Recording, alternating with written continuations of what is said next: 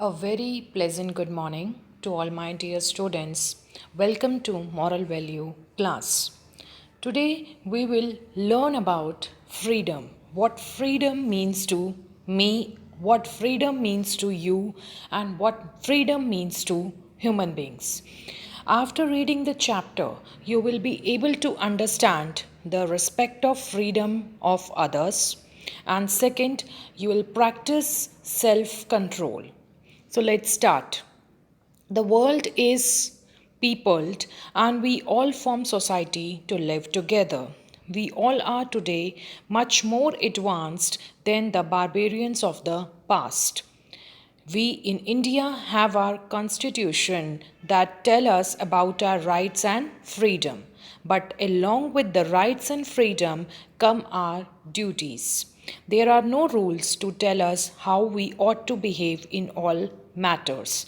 But in some matters, there are rules that all have to obey. I hope you got the first paragraph. It is very evident that it is right that we have the rights to speak, we have the rights to behave in any sense, we have the right to do anything, but it doesn't mean we break the rules and do the work wrongly. So, for some things, yes, we have a freedom, but we have to follow the rules. There are some rules for some things that needs to be followed by us. We can't break the rule and do the work as per our choice, which is portrayed negatively in front of others. Let us analyze some daily life situations in which we take least notice of everyone's convenience. Yes, this is very important fact that sometimes we do the thing we feel that we have that freedom to do anything, but we forgot that whatever we are doing as per our choice, whether it is correct, maybe it is not good for others, maybe it is inconvenient for others. So we should think, as it is well said, think before speak, because whatever we can speak, it will affect the listener. If we are speaking something negative, it will hurt other. Okay, similarly, if whatever we are doing, we have to think whether it is disturbing other people or not. Okay, this is a very important fact that irrespective of freedom, we are doing some things that are not convenient for or that are not comfortable for others. So we should not do things at the cost of others' inconvenience. So let's study about some of the few examples from our daily life which shows that if you are doing your work as per your choice, as per your freedom, but in other sense it is affecting your friends or your neighbors or your family. Let's see. If someone's marriage ceremony is being organized in one of the house in a crowded locality, more often than not we find heavy duty loudspeakers put outside the house broadcasting loud music which continue for as long as the marriage ceremony lasts. In this situation, organizer seems to be least bothered about someone in the neighborhood who might be under treatment for nervous breakdown, or the students in the houses, neighboring houses who might have their crucial exams going on. So, in all likelihood, the people busy in the celebration do not realize that they are a source of inconvenience to the people in the neighborhood. But really, the loudspeakers outside the house are not needed. This way, people exercise their freedom at the cost of inconvenience to others. I hope you got it. This is very common. This is very common because the people who are engaged in function, they were least bothered about their neighbors, and this is actually happened. So this should not be like that. It is well said that speakers outside the house is not required. Okay, now coming to the train travel.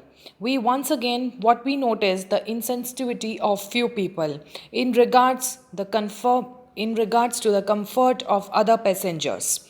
In a sleeper coach, some passengers may be trying to sleep, but those who are unable to sleep may start a loud conversation about Indian politics, and this may go on for hours.